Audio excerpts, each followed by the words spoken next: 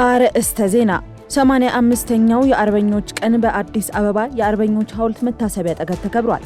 አባቶቻችን በዱር በገደሉ ተዋድቀው ሀገርን ከወራሪ ነፃ እንዳወጡ ሁሉ የዛሬው ትውልድም የራሱ የሆነ የአርበኝነት ግንባር አለው ሲሉም የጥንታዊት ኢትዮጵያ አርበኞች ማህበር ፕሬዝዳንት ልጅ ዳንኤል ጆቴ መስፍን ገልጸዋል። ቀዳሚ ጉዳያችን ነው።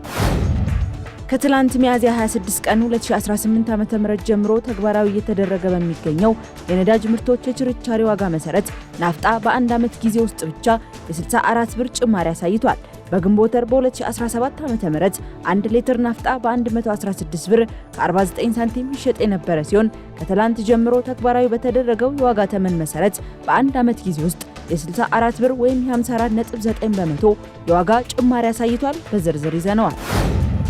የማሊ ወታደራዊ መሪ አሲሚ ጎይታ የሀገሪቱን የመከላከያ ሚኒስትር ቦታ ላይ ራሳቸውን መሾማቸው ተገልጿል። መሪው ይህን ውሳኔ ያሳለፉት በሀገሪቱ የመከላከያ ሰራዊት ውስጥ ያለውን አንድነት ለመጠበቅና የጸጥታ ክፍተት እንዳይፈጠር ለመከላከል እንደሆነም ተዘግቧል። እናስደምጣቸዋለን። የአሜሪካው ፕሬዝዳንት ዶናልድ ትራምፕ በሆርሙዝ የባህር ሰርጥ 7 የኢራን ፈጣን ጀልባዎችን ማውደማቸውን አስታወቁ። ጥቃቱ የተፈጸመው ፕሮጀክት ፍሪደም በሚል የታገቱ የንግድ መርከቦችን ለማስለቀቅ በሚደረገው ዘመቻ ላይ ነው። በዝርዝር ታደምጣላችሁ። ጤና ይስጥልኝ ሀገሬ ቴሌቪዥን ተመልካቾቻችን እንደምን ቆይታችኋል?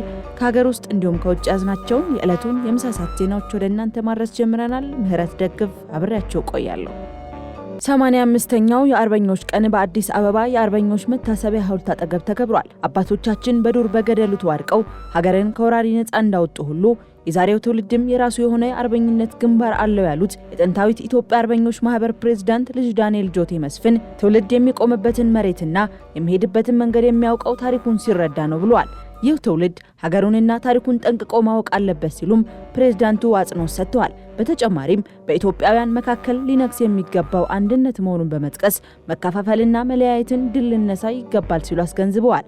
በበዓሉ አከባበር ላይ ፕሬዝዳንት ታዬ አጽቀሥላሴ፣ የአዲስ አበባ ከተማ ከንቲባ አዳነች አቤቤ፣ የጥንታዊት ኢትዮጵያ ጀግኖች አርበኞች ማህበር ፕሬዝዳንት ልጅ ዳንኤል ጆቴ መስፍን እንዲሁም ሌሎች ከፍተኛ የመንግስት የሥራ ኃላፊዎች ተገኝተዋል። የአርበኞች ድል በዓል ኢትዮጵያን ዳግም ለመውረር የመጣው ፋሺስት ጣሊያን በጀግኖች ኢትዮጵያውያን ድል የተደረገበት ቀን የሚታሰብበት ዕለት መሆኑ ይታወሳል። ከትላንት ሚያዝያ 26 ቀን 2018 ዓ.ም ጀምሮ ተግባራዊ የተደረገ በሚገኘው የነዳጅ ምርቶች የችርቻሪ ዋጋ መሰረት ናፍጣ በአንድ ዓመት ጊዜ ውስጥ የ64 ብር ጭማሪ አሳይቷል። በግንቦት ወር 2017 ዓ.ም 1 ሊትር ናፍጣ በ116 ብር ከ49 ሳንቲም ይሸጥ የነበረ ሲሆን ከትላንት ጀምሮ ተግባራዊ በተደረገው የዋጋ ተመን መሰረት በአንድ ዓመት ጊዜ ውስጥ የ64 ብር ወይም የ54.9% የዋጋ ጭማሪ አሳይቷል። ቤንዚን ደግሞ የ44 ብር ከ93 ሳንቲም ወይም የ36.65% ጭማሪ አሳይቷል። በዓለም የነዳጅ ገበያም የአንድ በርሜል ድፍድፍ ነዳጅ ዋጋ ከ2017 ዓ.ም ተመሳሳይ ወቅት ጋር ሲነጻጸር የ49 ወይም የ76.75% ጭማሪ በማሳየት በ$113 እየተገበያየ ይገኛል። አሜሪካና እስራኤል ከኢራን ጋር የገቡበት ጦርነት ደግሞ የነዳጅ ዋጋ በከፍተኛ ሁኔታ እንዲጨምር ያደረገ ምክንያት ነው። ጠቅላይ ሚኒስትር አብይ አህመድ ከቀናት በፊት በጉዳዩ ዙሪያ በሰጡት አስተያየት መንግስት ለነዳጅ ምርቶች ድጎማ በወር እስከ 20 ቢሊዮን ብር የሚደርስ በጀት እየተጠቀመ መሆኑን ገልጸዋል። በሐምሌ ወር 2016 ዓ.ም ተግባራዊ የተደረገው የማክሮ ኢኮኖሚ ማሻሻያን ተከትሎ የውጭ ምንዛሬ ተመን በገበያ እንዲመራ መደረጉ የነዳጅ ምርቶች ዋጋ እንዲጨምር ምክንያት ከሆኑ ጉዳዮች መካከል የሚጠቀስ ሲሆን መንግስት ለነዳጅ ምርቶች የሚያደርገውን ድጎማ ማንሳቱን ማስታወቁ ይታወሳል። የጠቅላይ ሚኒስትር አብይ አህመድ የሰሞኑን ንግግር ግን ወቅታዊውን የዓለም የነዳጅ ዋጋ ማሻቀብ አስመልክቶ ላለፉት 2 ወራት መንግስት በወር እስከ 20 ቢሊዮን ብር የሚደርስ ድጎማ እያደረገ እንደሚገኝ የሚጠቁም ሆኗል። ኢትዮ ቴሌኮም የአምራች ኢንዱስትሪዎችን አቅም ለማሳደግና የገበያ ትስስርን ለማጠናከር ያስችላሉ ያላቸውን የመግባቢያ ስምምነቶች ማድረጉን አስታውቋል። ኩባንያው በአራተኛው የኢትዮጵያ ታምርት ኤክስፖርት ላይ ከመሰረታዊ ብረታ ብረት ኢንጂነሪንግ፣ ከጨርቃጨርቅና አልባሳት እንዲሁም ከኢትዮጵያ ቆዳ ኢንዱስትሪዎች ማህበራት ጋር የተደረጉ የመግባቢያ ስምምነቶች መሆናቸውን አብራርቷል። ስምምነቶቹ ኩባንያው ለቴሌኮምና ለኤሌክትሪክ መሰረተ ልማት ማስፋፊያ ስራዎች የሚውሉ የፋይበር ኦፕቲክስ፣ የኃይልና የዳታ ኬብሎችን፣ ልዩ ልዩ መለዋወጫዎችንና የሰራተኞች የደንብ ልብሶችን ከሀገር ውስጥ አምራቾች ለመረከብ የሚያስችሉ ናቸው ብሏል።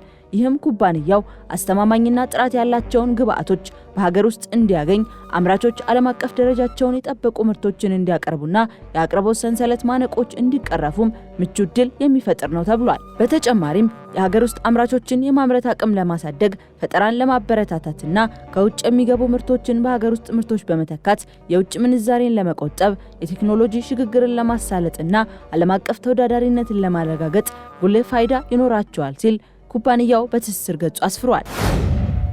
ከሀገር ውጪ ወደ ያዝናቸው መረጃዎቻችን አለፍን። የማሊ ወታደራዊ መሪ አሲሚ ጎይታ የሀገሪቱን የመከላከያ ሚኒስትር ቦታ ላይ ራሳቸውን መሾማቸው ተገልጿል። መሪው ይህን ውሳኔ ያሳለፉት በሀገሪቱ የመከላከያ ሰራዊት ውስጥ ያለውን አንድነት ለመጠበቅና የጸጥታ ክፍተት እንዳይፈጠር ለመከላከል እንደሆነም ተዘግቧል። የማሊ የቀድሞው መከላከያ ሚኒስትር የነበሩት ሳዲዮ ካማራ በተፈጸመባቸው ድንገተኛ ጥቃት ባሳለፍነው ሳምንት መገደላቸው የሚታወስ ሲሆን ጥቃቱ በሀገሪቱ ያለው ፖለቲካዊ ውጥረት እንዲባባስ አድርጎታልም ተብሏል። በሚኒስትሩ ግድያ የተጠረጠሩ ግለሰቦችም በቁጥጥር ስር መዋላቸውን የሀገሪቱ ባለስልጣናት አስታውቋል። የሚኒስትሩን ግድያ ጨምሮ በተከታታይ በሀገሪቱ ዋና ከተማ የተፈጸሙ ሌሎች ጥቃቶች ሀገሪቱ በአሁኑ ወቅት በከፍተኛ የደህንነት ቀውስ ውስጥ እንድትወድቅ አድርጓታል ሲል አፍሪካን ኒውስ አስነብቧል። የአሜሪካው ፕሬዝዳንት ዶናልድ ትራምፕ በሆርሙዝ የባህር ሰርጥ 7 የኢራን ፈጣን ጀልባዎችን ማውደማቸውን አስታውቋል። ጥቃቱ የተፈጸመው ፕሮጀክት ፍሪደም በሚል የታገቱ የንግድ መርከቦችን ለማስለቀቅ በሚደረገው ዘመቻ ላይ ነው። በተመሳሳይ ጊዜ ዩናይትድ አረብ ኤምሬትስ በፋይጅራ የነዳጅ ማከማቻ ወደቧና በአድኖክ ታንከር ላይ ጥቃት መፈጸሙን ገልጻለች። ኢራን የጀልባዎቹን መመታት ብታስተባብልም ኤምሬትስ ድርጊቱን አደገኛ ትንኮሳ ስትል ጠርተዋለች። በዚህ ውጥረት ሳቢያ የዓለም የነዳጅ ዋጋ በበርሜል $115 ደርሷል። እንደ ብሪታንያ፣ ፈረንሳይና ጀርመን ያሉ ሀገራትም ጥቃቱን ማውገዛቸው ተሰምቷል። ከአውሮፓውያኑ የካቲት ወር ጀምሮ በአሜሪካ፣ እስራኤል እና በኢራን መካከል በተቀሰቀሰው ጦርነት ሳቢያ 20% የዓለም ነዳጅ ማስተላለፊያ የሆነው የሆርሙዝ መስመር ተዘግቶ እንደሚገኝ የሚታወቅ ሲሆን በአሁኑ ወቅትም ወደ 2000 የሚጠጉ መርከቦች በመስመሩ ላይ ታግተው እንደሚገኙ ቢቢሲ ዘግቧል። ሩሲያ 81ኛው የድል ቀኗን ምክንያት በማድረግ ለ2 ቀናት የሚቆይ የተኩስ አቁም ስምምነት ማድረጓን ፕሬዝዳንት ቭላዲሚር ፑቲን አስታውቋል። ፕሬዝዳንቱ ዩክሬን ይህን የተኩስ አቁም ውሳኔ እንድትከተል ጥሪ ያቀረቡ ሲሆን በበዓሉ አከባበር ወቅት በሩሲያ ላይ የሚሰነዘር ማንኛውም ጥቃት ካለ የሚሰጠው የአጸፋ ምላሽ እጅግ ከባድ እንደሚሆን አስጠንቅቀዋል። ይህ መግለጫ ወጣው የዩክሬኑ ፕሬዝዳንት ቮሎዲሚር ዜሌንስኪ በሞስኮ ቀይ አደባባይ የሚካሄደውን የድል ቀን ኪየቭ ኢላማ ልታደርግ እንደምትችል መጠቆማቸውን ተከትሎ መሆኑን ያለው ዘገባው የሩሲያ ማስጠንቀቂያም በበዓሉ ላይ ማንኛውም አይነት ችግር ለመፍጠር የሚደረጉ ሙከራዎችን ለመከላከል መሆኑን አመላክቷል። የተኩስ አቁም አዋጁ እንደ አውሮፓውያን አቆጣጠር ከሚያዝያ 8 እስከ 9 ቀን የሚቆይ ይሆናል ሲል ሮይተርስ አስነብቧል። ተመልካቾቻችን ለሰዓቱ የያዝናቸው መረጃዎች እነዚህን ይመስሉ ነበር። ከቀሪ የጣቢያው ፕሮግራሞች ጋር መልካም ቆይታ